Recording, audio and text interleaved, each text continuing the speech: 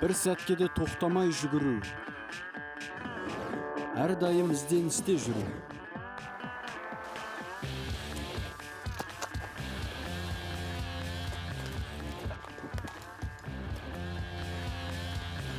Менің аты жөнім Айбол Тұрсынғожин.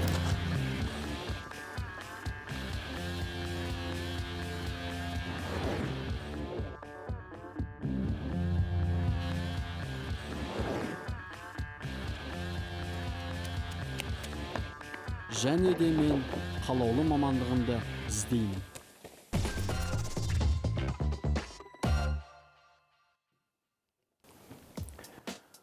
Бағдарламаны қосамыз, мамандықтар өте көп, таңдау жасаймыз. Зергер. Зергер әшекей бұйымдарды жасап, оны өңдейді. Көбіне асыл металдармен жұмыс істейді. Кәсіби зергер болу үшін не істеу керек? Тапсырма. Сізге өз қолыңызбен күміс сақина жасау қажет. Түсінікті. Енді тапсырманы орындай беруге болады.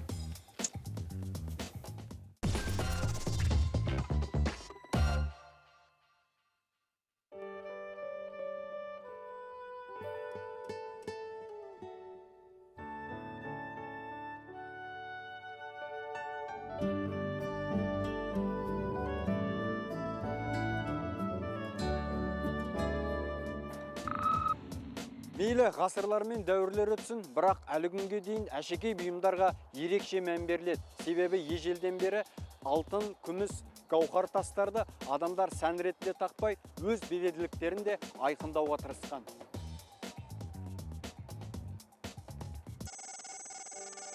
Алғашқы зергерлер әшекейлерді әртүрлі заттардан құрастырған. Мысалы, моншақтарды жануарлардың тісі мен сүйектерінен, ал білезіктерді түрлі түсті тастардан және ағаш жапырақтарынан жасаған. Зергерлік жұмыс алтын мен күмістің пайда болуынан шыққан. Ежелгі Греция мен Римде тастармен дайындаған әшекейлер ерекше сұранысқа ие болған.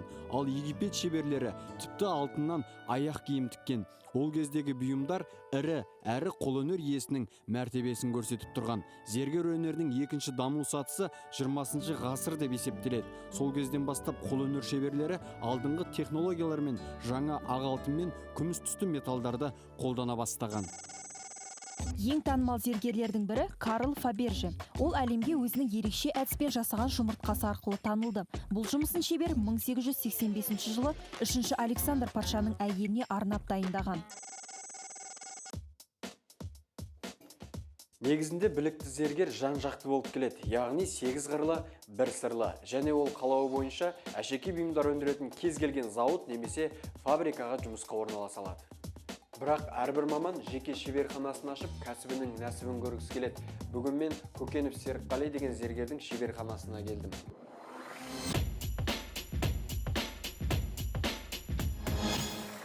Бұл азаматта мен зергерлік өнердің қыр-сырын үйренетін боламын. Ассалаумағалейкум аға. Зергер болу үшін қандай болу керек? Енді зергер болу үшін әрине біріншіден шыдамды болу керек. Әрине талант керек.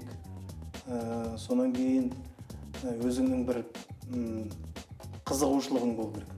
Сол кезде адам ол зергер болып шығады деп ойлаймын. Неге десеңіз, біздің ата-бабаларымыздың бәрі зергер, көбі зергер деп айтсақ болады. Бәрі қол өнерімен айналысқан. Біз бүгін қандай жұмыс бастаймыз, қандай жұмыс істейміз? Енді бұл зергерлік бұйым деген өте күрделі, бұның жасалуы да күрделі, сондықтан енді өзің талаптан келіп отырғаннан кейін мен өзіңе мына жүзіктен бастап, жүзікті үйретейін деген ойым болды. Жұмысты бастамас бұрын Серікқалияға дайындық жүргізіп, қолдың икемін келтіріп алуды жөн санады. Маған керекті мөлшерде балқытатын күмісті таңдап, жұмыс барысын түсіндірді. Ең бірінші сақинаны жасамас бұрын мына күмісті алып, ыдысқа салу керек. Осы ыдыста балқытып, одан кейін барып қалыпқа құямын.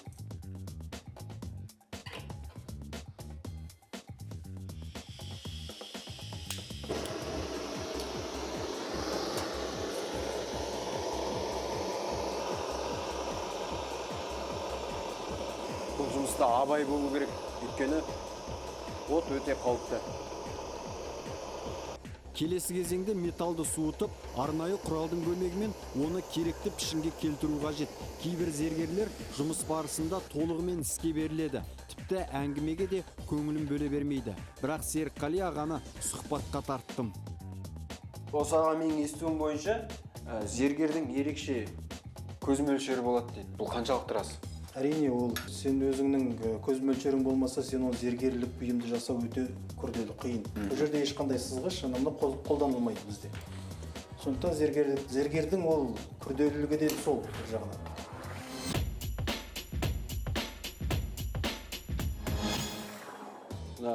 Айтады, қасиет қанмен келеді дейді. Сіз бұл зергерлік өнерді кімнен үйрендіңіз?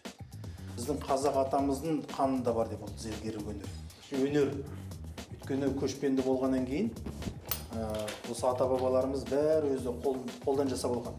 Тұратын үйіне дейін, киетін киіміне дейін деген сияқты. Енді менде өз әкем шебер болған кісі. Қамшы өрген, етік тіккен деген сияқты. Ол да бір шебердің бір түрінде жатады. Сол әкемнен де дарыған деп айта аламын. Құралдасым белгілі бір жалпақтығына жеткенше жұмыс істейміз. Сырт көзге бәрі оңай болып көрінгенімен, шебер маған сымды созуға бергенде жұмыстың қиындығын сезіндім. Енді оны ары қарай отпен қыздыру арқылы сақинаға сай икемдеп жұмысты жалғастырамыз.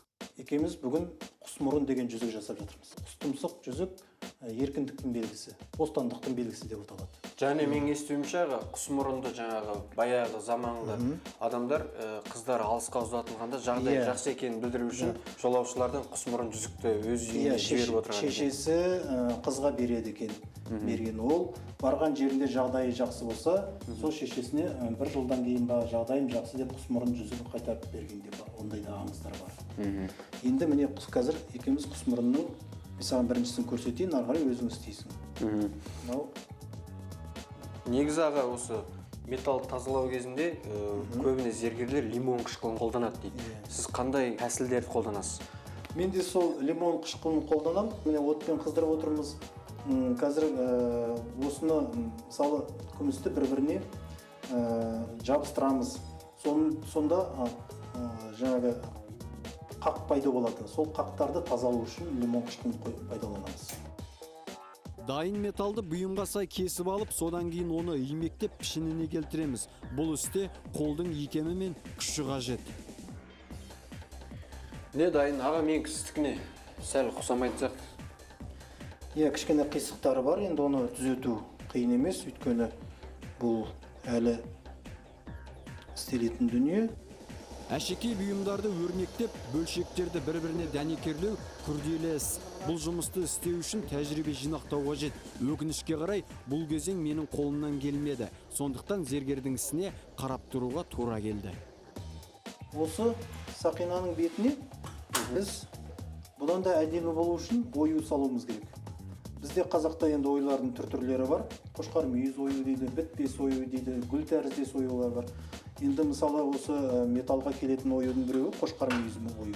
Жұмыс барысындағы өзіңіздің бұйымдарға салатын стиліңіз, қолтаңбаңыз бар ма сіздің? Әрине, мен өзімнің жасап жүрген стилім бар. Осы заманға сай, кішкене бұзу дейді ғой, сондай бұзу тәсілдермен біраз жұмыстар жасағам.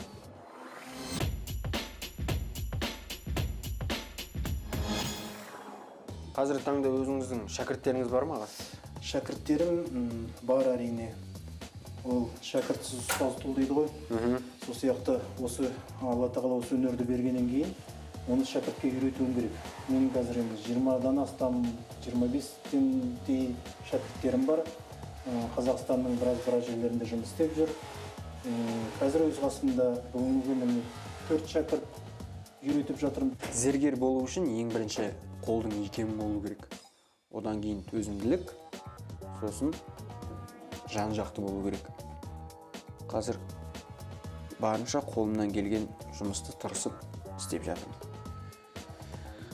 Адамда енді дайын болды.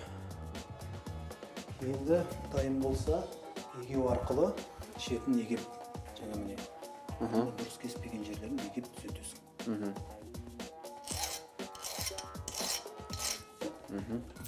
Сақина саусаққа сай болу үшін өлшемін анықтап, пішінін келтіріп аламыз. Бетіне өрнекті дәнекерлеп, лимон қышқылына саламыз. Бұл әдіс қақ қалмас үшін қолданады. Содан кейін ғана темір қырғышпен тазалап, суға жуып аламыз. Аға, сіз тағы қандай бұйымдар жасайсыз? Мына зергерлік бұйым деген бұл тек қана әйелдердің әшекейі ғана емес. Бұл мысалы ер адамдардың белбеу, кемер белбеу дейді, кісе белбеу дейді, соларға да қолданған. Сонан кейін қару-жарақтарға да қолданған. Сонан кейін ер-тұрмандарға да өте көп пайдаланған, қолданған осы зергерлік бұйымды. Зергермен әңгіме өрбітіп, жұмыстың қалай аяқталып қалғанында аңғармаппын. Тазалаған сақинаға көз орнатпас бұрын негізгі бетін жылтырату қажет. Зергер үшін ең қиын кезең ол әшекей бұйымдарды ысып жылтырату. Себебі күмісті үйкеген сайын оның бұдыр жерлері тегістеліп, қалдықтары жан-жаққа ұша бастайды. Бірақ бұл жұмыстың міндетті тұсы, өйткені осыдан кейін әшекейіміз ерекше ажарлана түседі. Жылтыратып дайын болған бұйымға көрік беру үшін оның бетіне сирек кездесетін ақ ықтасын орнату керек. Бұл жұмыстың соңғы кезеңі.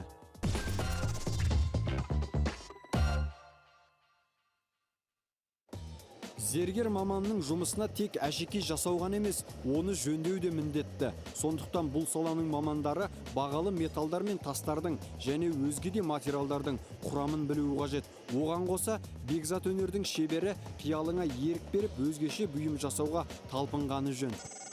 Это и чуть ли не... Зергерлік сала инженер мамандығына ұқсап келеді. Өйткені шеберлердің белгілі бір стильдік талғамы болу керек. Және алдына келген адамның психологиясын, талғамын ескергені дұрыс.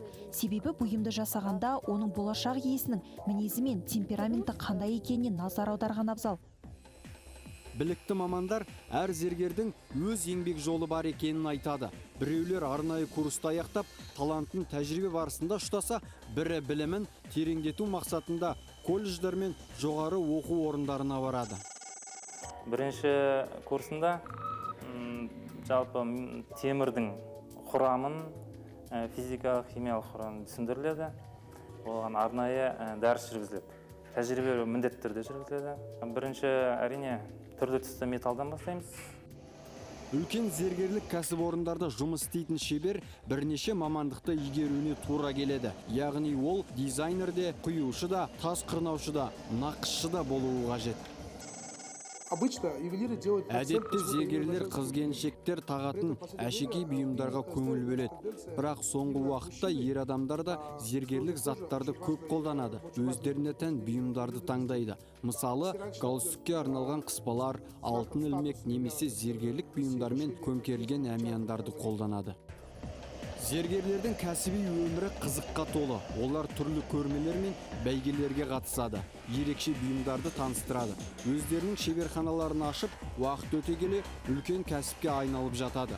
Бұқаралық өндірісте жұмыс істейтін зергерлер мансап қуып, басқарушы қызметтерге тағайындалып жатады. Соңғы уақытта қолдан жасалған заттарға сұраныс артып келеді. Әрине оның бағасы айтарлықтай қымбат болады. Дегенмен қоғам арасында мұндай бұйымдарды тұтынатын жандардың саны артып отыр. Егер шебер тек қолдан жасалған бұйымдарды көпке ұсынса, ол әлбетте өте тәжірибелі және алғыр болуы шарт. Зергер еш уақытта жұмыссыз отырмайды. Ал мерекелер мен той-томалақтар маусымында тапсырыс берушілердің қатары 2 есеге көбейеді. Көзді орнаттымаға, дұрыс па? Қане енді көрейік. Жақсы, керемет, көзінде дұрыс орнаттың. Тазалауында өте жақсы тазаладың. Маған қандай баға бересіз аға? Істеген жұмыс ұнады ма сізге? Енді мынандай аз уақыттың ішінде осындай қолыңның кішкене икемі бар екен, сондықтан өте жақсы деген баға беремін.